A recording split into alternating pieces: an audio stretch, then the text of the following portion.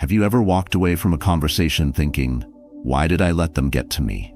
Replaying every word, every tone, every look.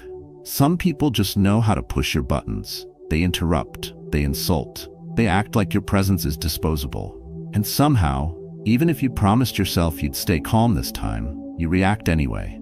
You raise your voice, you defend yourself. You feel your chest tighten, your pulse rise, your mind spin. But here's the truth.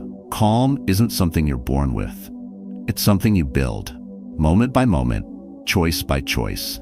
And when you do, no one, not the aggressive coworker, not the disrespectful stranger, not even the people closest to you, can take your peace unless you hand it to them. In this video, we're not going to talk about avoiding difficult people. That's impossible. We're going to break down how to master your inner world so deeply that no one on the outside can shake it. You'll learn how to respond instead of react, how to speak with presence instead of pressure, and how to carry a calm so solid that it changes the energy in every room you walk into.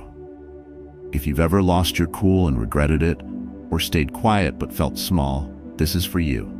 And if something I say today hits home, don't hesitate to drop your thoughts in the comments. I read every single one. Subscribe if you're serious about building unshakable emotional strength. Now let's get to it. 1. Reclaim your power from reaction. How to control what controls you. There's a moment most men know all too well, the split second after someone disrespects you, mocks you, or questions your worth. Your chest tightens, your jaw locks, your mind prepares a sharp reply. You're not thinking, you're reacting. And in that instant, without even realizing it, you've handed your peace over to someone else. The truth is, we've been conditioned to respond with heat, to fight back, defend. But that reflex, that automatic reaction, is not strength. It's a habit, a survival pattern you picked up years ago and never questioned. The real power isn't in the comeback, it's in the pause. Because that pause is where emotional self-control begins. That's the gap between being ruled by others and ruling yourself. When someone gets under your skin, it's easy to think they caused your anger. But the Stoics would say otherwise. They'd remind you, the outside world can provoke, but it cannot penetrate unless you let it. What really controls you is not what's said, but what you believe about what's said. If you take every insult personally, every disagreement as a threat, every tone as a verdict on your worth, you'll be forever at the mercy of other people's moods. And make no mistake, there will always be someone ready to test your patience, someone who brings emotional chaos into the room and invites you to match it. That's the trap. They don't just want your reaction, they need it to validate their own chaos. But when you stay still, when you don't flinch, when you respond with calm instead of retaliation, something powerful happens. They lose control, not you. You shift the balance of energy. You reclaim your power. I remember a time during a family dinner when my younger brother snapped at me. Just a sharp comment, but it cut deep. Everything in me wanted to fire back, to win the moment. But I paused. I took a breath. I looked at him and said, "Is there something you need me to hear?" And just like that, the dynamic changed. He softened. I stayed anchored. I didn't lose myself in trying to win. That's not weakness, that's clarity. That's the kind of emotional discipline most men never train. And without it, we become walking reaction machines, angry, defensive, exhausted. Every conversation feels like a battlefield. Every disagreement becomes personal. Every challenge becomes an attack. But when you master the pause, you begin to lead. You start making decisions from intention, not impulse. You begin to see that calm isn't passive, it's deliberate. It's a decision you make to protect your energy and preserve your presence. That's what emotional self-mastery looks like. It's not about being cold or distant. It's about being clear. It's about being so rooted in who you are that no one else gets to rewrite your story in the heat of the moment. You don't need to shout to be heard. You don't need to react to prove you're strong. True strength lies in restraint. And it starts with training. The next time someone tries to provoke you, don't rush. Don't explain. Don't perform. Just stop. Count to 3. Let their words hang in the air without giving them fuel. Observe the urge to react, but don't obey it. In that moment, you are reclaiming your freedom. You are choosing a response over a reflex. Control over chaos. You are becoming the thermostat, not the thermometer. The one who sets the emotional tone, not the one who absorbs it. This is how you protect your mind. This is how you lead your life. And most importantly, this is how you rise above the noise. Not by overpowering others, but by mastering yourself first. 2. Calm is a skill, not a trait. Why you must train it daily. Most people assume that calmness is a personality trait. You're either born with it or you're not. But that belief is the first reason why so many men remain trapped in cycles of overreaction, frustration, and emotional burnout. The truth is, calm isn't a gift. It's not coded into your DNA. It's a skill. And like any skill, it can be trained or neglected. What separates the man who stays composed under fire from the one who explodes over minor inconvenience isn't temperament. It's training. Just like physical strength doesn't appear overnight, emotional strength is forged in repetition. But most men never do the reps. They say things like, "I've always had a short fuse," or "I just can't help it." But that's not the truth. That's a habit disguised as identity. What they're really saying is, "I've never trained my mind to respond differently." And the cost of that neglect shows up everywhere. It shows up in relationships where one angry word can undo months of trust. It shows up at work when pressure rises and you either panic or lash out. It shows up in your health, your sleep, and your clarity. Because the man who doesn't train his emotional discipline will always live in reaction.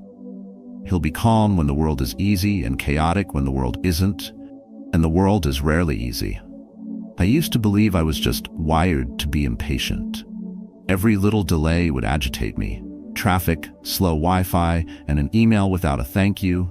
It didn't take much. I'd blame the situation. I'd blame other people. But I never looked inward. That changed the night I reread an argument I had over text.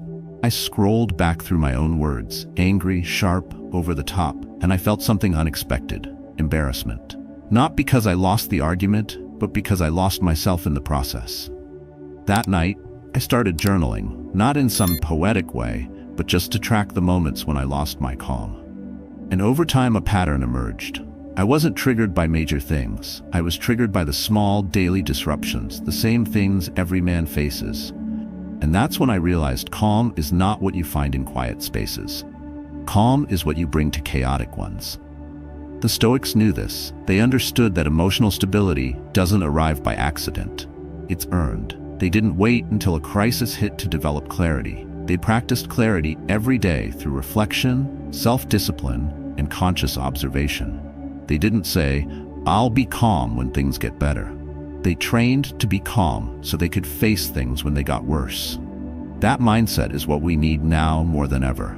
In a world addicted to speed, opinions, and instant reactions, the man who practices calm becomes rare and powerful. And the practice is simpler than most think. It begins with awareness. Start by noticing when you feel your emotions shift. Track it, write it, don't judge it, just name it. Then visualize what a calm version of you would do differently. That gap between what happened and what you wish you had done is your training ground. You don't need to be perfect. You need to be consistent. Because calm doesn't show up magically when life gets hard. It shows up when you've trained for it during the small tests. The late coffee, the missed call, the misunderstood message. These are the emotional push-ups no one sees, but they build the muscle you'll rely on when the real storm hits. The man who trains his calm daily doesn't fear pressure. He walks into it grounded, unshaken, and clear. Not because the world changed, but because he did.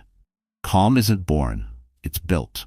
And the building begins now, before the next trigger, before the next moment tests you. Start tonight. Pick one moment you wish you had handled better. Write it down, then write how you'll handle it next time. That's not journaling, that's mental discipline. That's how you rewire your reactions and reclaim your strength. 3. The one who speaks last leads. Use silence as your weapon. There's something unsettling about a man who doesn't react. In a room full of raised voices and racing thoughts, he sits still.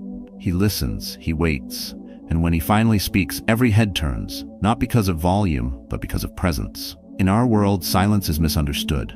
It's often mistaken for weakness, passivity, or a lack of opinion.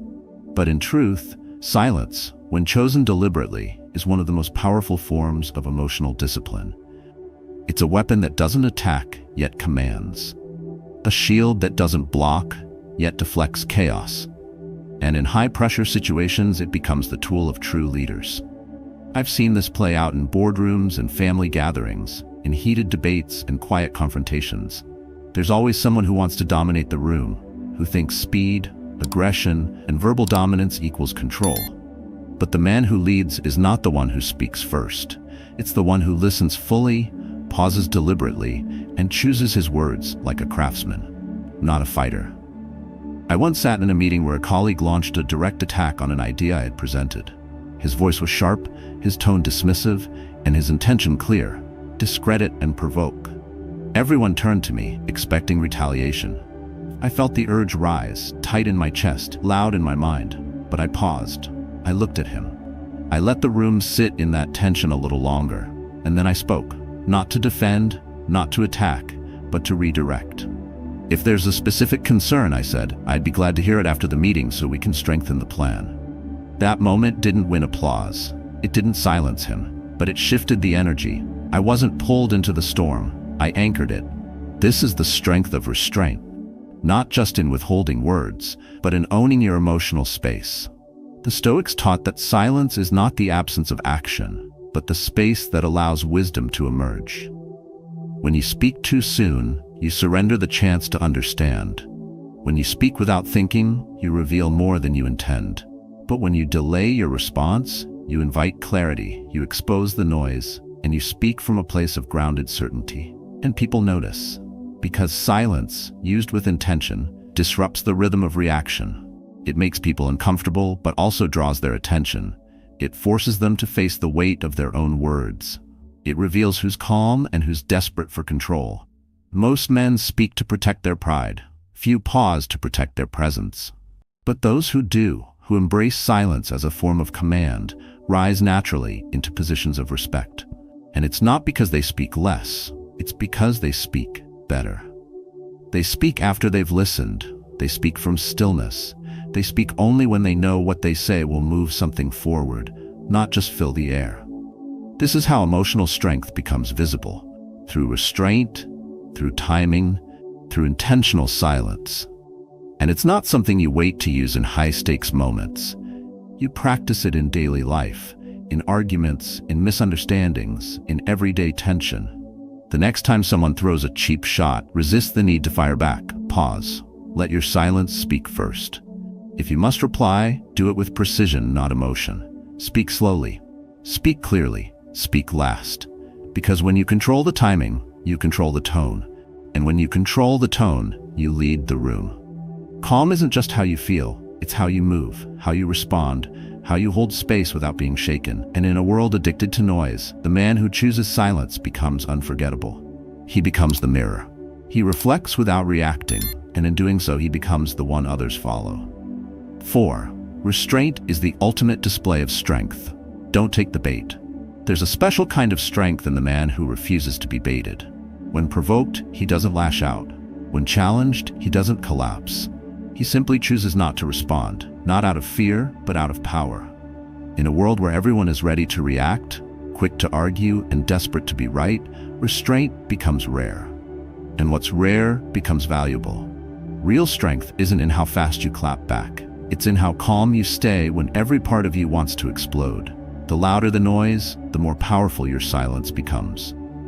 The man who can absorb provocation without losing his center is a man who cannot be controlled. He doesn't give away his energy to every cheap insult or snide comment. He doesn't waste time proving he's unshakable, because his restraint proves it for him. I've seen it in the smallest places: a grocery store line, a parking lot, a crowded elevator. Someone says something just to stir the fire, expecting you to play their game, but you don't. You smile, you nod, you go back to your day, and suddenly they're left with nothing. No reaction, no drama, no power over you. That's the power of restraint. It flips the dynamic completely. Most people throw emotional darts because they're hurting, frustrated, or craving attention. When you react, you validate them. You make their chaos your own. But when you stay still, when you respond with nothing but presence, you expose their desperation without saying a word. You don't need to raise your voice to show you're strong. You don't need to explain yourself to feel in control.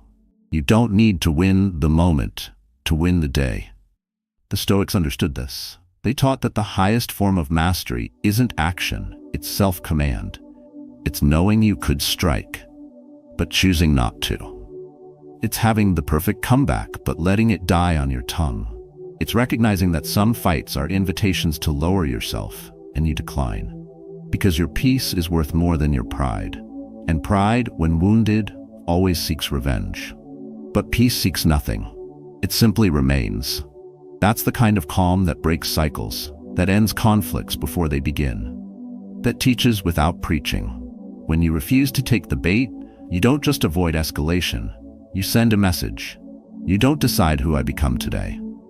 That's not passive, that's power. And power doesn't need noise to be felt. It radiates from stillness. It travels through silence. It's written in how you hold your gaze, how you manage your breath, how you choose to walk away without losing an ounce of dignity. But this kind of restraint isn't automatic.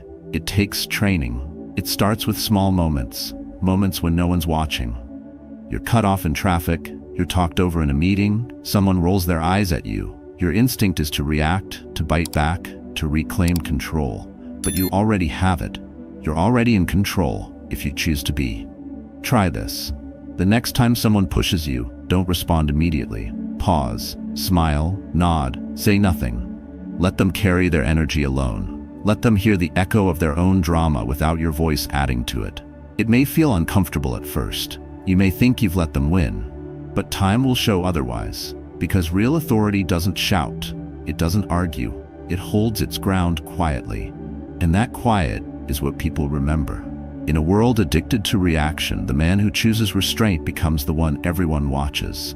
Not because he dominates, but because he refuses to be dominated. He becomes the example. Not by force, but by emotional self-mastery. So the next time someone tries to pull you into the mud, don't get dirty. Stand tall, stay still, walk on. Not because you're weak, but because you're free. 5. Become the emotional thermostat, not the thermometer. You've seen it happen. One person walks into a room with bad energy, and the entire mood shifts. What was once calm becomes tense. Voices grow sharper, people grow colder, and suddenly everyone is reacting to someone else's chaos. Most people live this way, absorbing the emotional temperature around them, reflecting it back without realizing it. They become thermometers, sensitive to changes, controlled by the environment. But there's another way to live. There's a different kind of presence. It's the man who sets the tone, not the one who echoes it. He's the emotional thermostat. He walks into a heated room and cools it down. He enters a space filled with anxiety, and without needing to say much, people breathe easier. Not because he commands with words, but because he's mastered his inner climate. And that mastery begins with one decision: to stop reacting and start leading energy instead. You can't lead a conversation, a team, or a household if you're constantly adjusting yourself to everyone's mood. You must choose your state before others try to choose it for you. That means waking up and setting your intention for the day, not just your to-do list, but your emotional foundation. Calm, alert, grounded, clear. When you don't choose that state in advance, you fall into whatever others project onto you. Their stress becomes yours. Their urgency becomes your anxiety. Their anger becomes your confusion, and soon you find yourself exhausted, not because life is hard, but because you never decided how to show up in it. I remember a meeting where emotions were running high. One person raised their voice, another cut someone off. Everyone else started spiraling into the same pattern, except one man. He didn't speak often, he didn't need to. He sat still, took notes, and when asked to comment, he spoke slowly, directly, without matching the noise in the room. His calm broke the cycle. People stopped, listened. The energy shifted, and he hadn't raised his voice once. That's what real influence looks like, not commanding others, but commanding yourself. Stoic philosophy teaches that external events don't control us. Our interpretations do, and emotions like fire only grow when you feed them. So if someone comes to you angry, you can either mirror that anger or contain it. If someone is frantic, you can either absorb their chaos or become the stillness that interrupts it. And the difference always comes down to discipline. The practice begins before the pressure arrives. Each morning, decide who you want to be emotionally. Write it down if you have to. Choose a state that strengthens you, something like resilience, presence, or clarity. Throughout the day, when life pulls you away from it, pause and reset. Say it in your mind, I set the tone, and act from that place. Don't underestimate how much of life is influenced by emotional energy. People don't always remember what you said, but they always remember how they felt around you. If you walk around constantly mirroring the moods of others, you'll never build trust. But if you become the one who stays anchored, especially when things get tense, people will instinctively turn to you. That's how leadership is earned quietly, without titles or status. It's in how you walk, how you breathe, how you carry pressure, without crumbling. When the room gets louder, you get quieter. When others lose clarity, you gain it. And when the world is volatile, you become the stable one. Not by accident, but by design.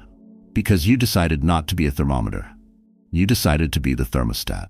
You decided to choose your emotional frequency before the world chose it for you. And that choice, made daily, changes everything. It gives you control, it gives you calm, and over time, it gives you respect, because people trust what's steady. And the steady man, he sets the temperature for every room he walks into. 6. Don't win the argument and lose yourself.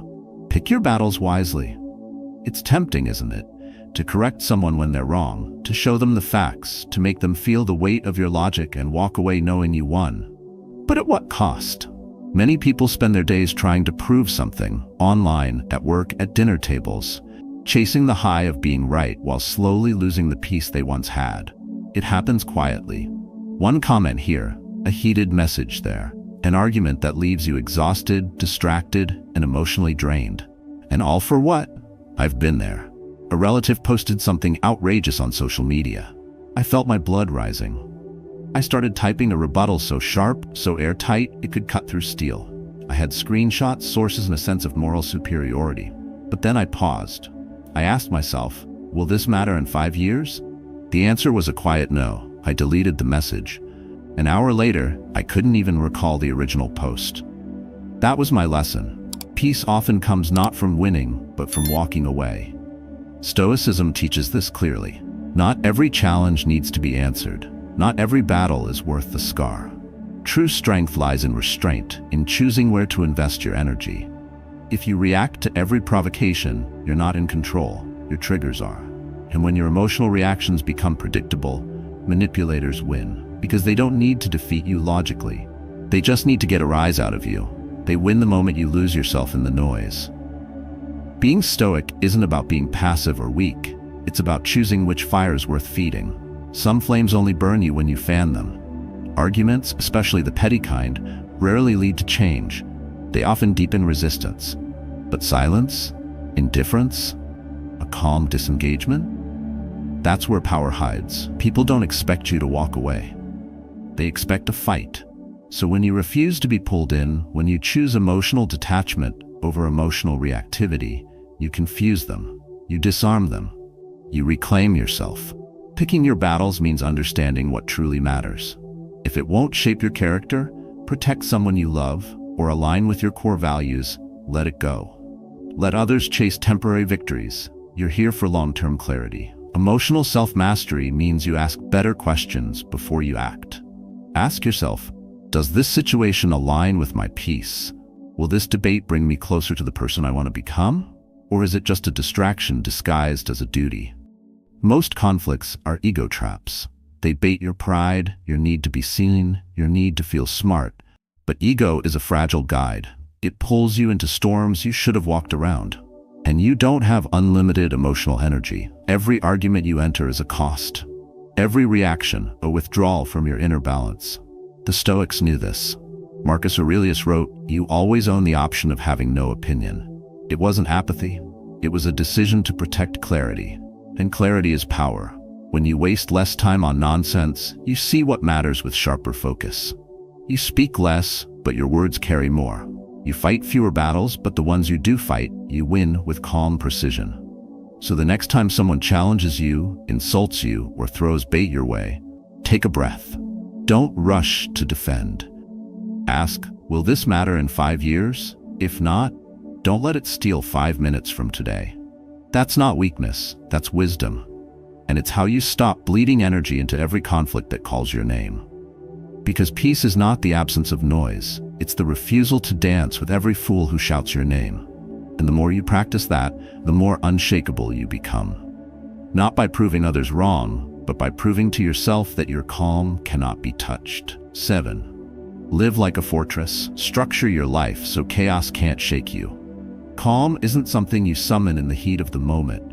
It's something you build long before the storm. It doesn't appear magically when the world presses on your nerves. It shows up only if you've laid the foundation. Think of your life as a fortress. If it's built with intention, it stands firm no matter who knocks at the gate.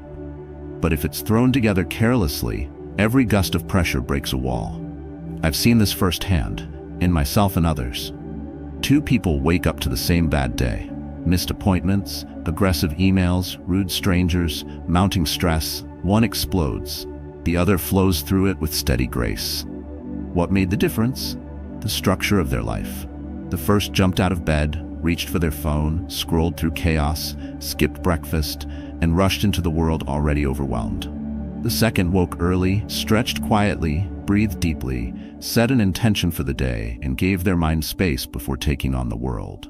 That's the difference between living on defense and building your day like armor. Stoicism teaches that while you can't control what the world gives you, you can always control how you meet it. And that begins with how you structure your time, your energy, and your habits. Most people don't lose their calm because of one big event. They lose it because their lives are reaction machines. Notifications dictate their attention. Other people's urgency becomes their emergency. There's no buffer, no routine, no mental stillness. That's how you get shaken by living unprotected. But you don't need a mountain retreat to fix this. You need a deliberate routine, especially in the first hour of the day. That's when you either claim your mind or lose it to the noise. A fortress isn't built from grand gestures. It's shaped by small, consistent actions. Choose not to check your phone the moment you wake. Choose to move your body before your mind starts racing. Choose to sit in silence and remind yourself of who you want to be before the world tells you how to react. You are not just managing time. You are shaping mental clarity. And that clarity becomes emotional resilience. Because once your nervous system is grounded, the outside chaos feels distant. It can scream and you won't echo it. That's the power of structure. You become the calm, not the storm. The mistake people make is believing calm is passive. But living like a fortress is not passive. It's one of the most active disciplines there is. It requires you to say no when the world says scroll, to protect your morning like sacred ground, to prioritize internal strength over external speed. Calm people are not lucky, they're prepared. They've trained their thoughts, they've rehearsed their reactions, they've built quiet rituals that restore emotional control. This isn't self-help fluff, it's mental training, and it works.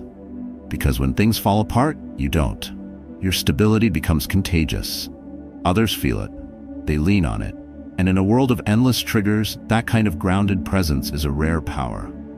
So build your life like a fortress. Don't wait for chaos to remind you of your gaps. Seal them now, with silence, routine, breath, and boundaries.